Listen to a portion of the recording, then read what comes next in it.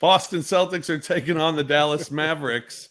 Series will begin in Boston on Thursday night as these two will duel. Boston beat the Mavericks both times in the regular season, once by 29 at home, the other by 9 in Dallas.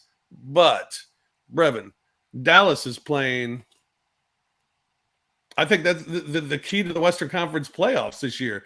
The team that was playing the best is in the finals, and Dallas is playing the best right now. They're not the same team that you can throw that regular season stuff out the window.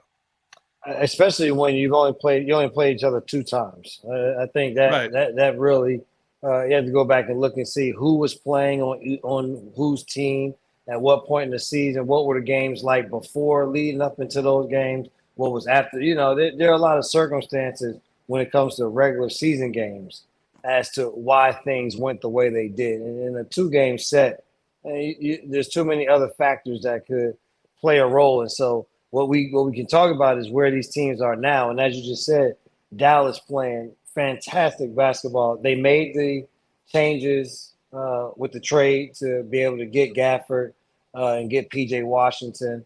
And that has just flourished for them on both ends of the floor.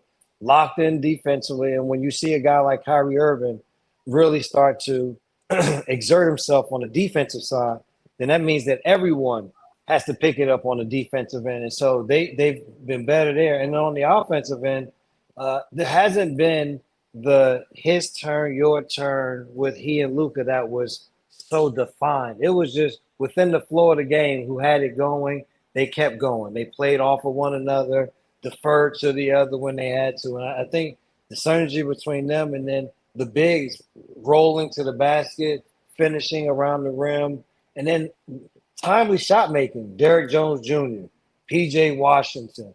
They get Kleber back. And so I just think everyone, their stars have continued to play well, and their role players have elevated their games. And Boston has just continued to.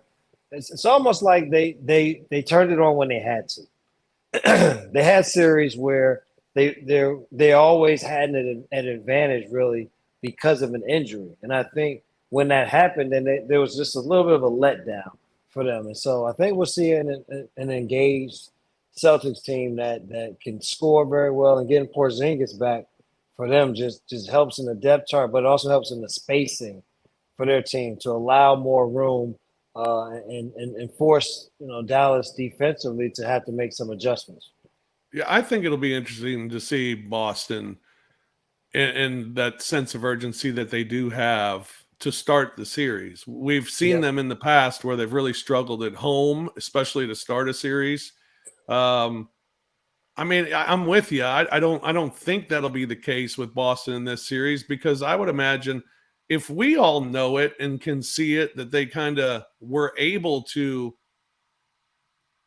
I don't want to use the word coast because I think they deserve more credit than that, but they were able to cruise through the playoffs into the NBA finals and never really were tested in the 3 series. So is that a detriment of you haven't had to play at that level that you're going to have to play to in this series of the NBA finals? Or is that something of they're probably pretty aware of it too, and they know they have to take it to another level? I think it's the latter, and that they understand, and it's, we always talk about this. There's the human nature factor of sports that kicks in, and it's hard to fight it. Like, you can try to talk yourself out of it, but there are those games where you walk into the building and you're playing against a team, and it doesn't take anything to get you going. And we don't know really what that is or what create the scenario and the moment creates that. And when that scenario or moment is tampered or tainted in any way, and a major piece is taken away, then that same feeling that you had, that you got to get yourself going. That's why I always say, make a big play, get something that is able to get the crowd into it, and then you're able to kind of build off of that. So I think that it's no different in what happened in these first playoff series for them. But now you look across at a healthy Mavericks team who's playing extremely well together and have 2 guys who at any point in time could be the two best players on the floor, they'll be mentally engaged, I think, from the tip. Is it fair to say Kyrie has grown? Yes, I think he has he's done a better job of being a basketball player and letting just the basketball do the talking. I think that's and that's not to say in terms of the social justice and all of that. Continue to speak on those things. I'm talking about on the basketball side. We started to just hear him talk more about basketball and not play basketball. Dude used to walk around the court burning sage. Right, right. That was weird, man. That was different. That was his belief at that time. But the bigger thing, I think we've seen him grow and mature on the court. We've seen him play, and so it's been nice to just see him adjust to talk about being better defensively to help this team, and still being able to play alongside, recognizing it's Luka's team, but still figuring out, okay, how do I fit and still be Kyrie Irving? So I'm very happy to see his success, and I've rooted for him, and I'll continue to root for him. He's such an amazing talent, and the problem has been in the past, there's always been drama of some sort, and right. there's been no drama, and he's still an amazing player, and I think it's a lot of fun to watch these guys. His fourth NBA Finals, it's amazing. He's 15-1 in closeout games. That's incredible. Listen, he has a big moment gene. There's not everybody has that. Not everybody in those moments want that opportunity, and especially at the NBA level. I think all of us wanted it high school, college, and then you get into the pros, and then you like, man, there's some other dudes out here they might just be a little bit better than I am. Right. So, they might deserve it a little bit more than me. They've earned it. Yeah, you got to so kind of do your thing. You know what I'm saying? And so and so he is one of those guys that in those moments, he wants it and he has the ability to make the play. Like some guys may want it, but you just ain't you don't come through. The thing with him is he wants it and he comes through. Yeah. All right. Where does Porzingis make a difference for Boston? Stretches the floor. Huge addition, right?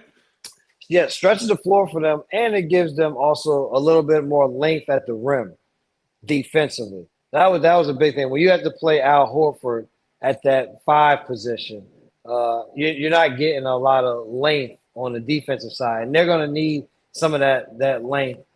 And that works twofold in that. And if he's playing pick and roll defensively, at least if he's up to the level of the ball, his length now forces whether it's Luka or Kyrie, if they're trying to make that pass to the big, every pass will have to either be something that is bounce pass or they have to take one extra dribble to get around because he's so long. To try to loop the ball over the top allows the weak side defense to pull in. And so he can help them, like I said, with his length at the rim defensively, but also length on pick and rolls with Kyrie and Luka. And then on offensive end, shoots the ball out to the 3-point line. He also can make plays. And so when everything is as spaced as it is, guys cutting to the basket, he'll be able to find them. So I just think he brings another level of skill onto the floor for the Celtics. Congratulations, Xavier Tillman in the NBA Finals. Yes. How about X's going to give it to you. X's going to give it to you. That's a pretty nice little deal. All right, who's going to win this series? Who you like? I'm going with Boston in 7. 7. Okay. I think it's going to be. I think it's be a long series just because both of these teams are good on both ends, and it's going to take big efforts from either side to take control. And so I think there'll be some runs because these are perimeter shooting teams. There are going to be some runs, and that'll keep teams in. But both of them have very good number 1 players. I call between Tatum, Brown, Kyrie, Luka for their teams. They have both of them have 2 1As. And so when you get late in games, it's nice to have that to go to. But both teams also have good role guys. And you would tend to say that the Celtics role guys have been there, done it, been in these roles before, should have a little bit more of an edge than the Mavericks role guys. Yeah. Although the Mavericks role guys have played so well here recently. Yes. And you wonder what a week off does for these teams too.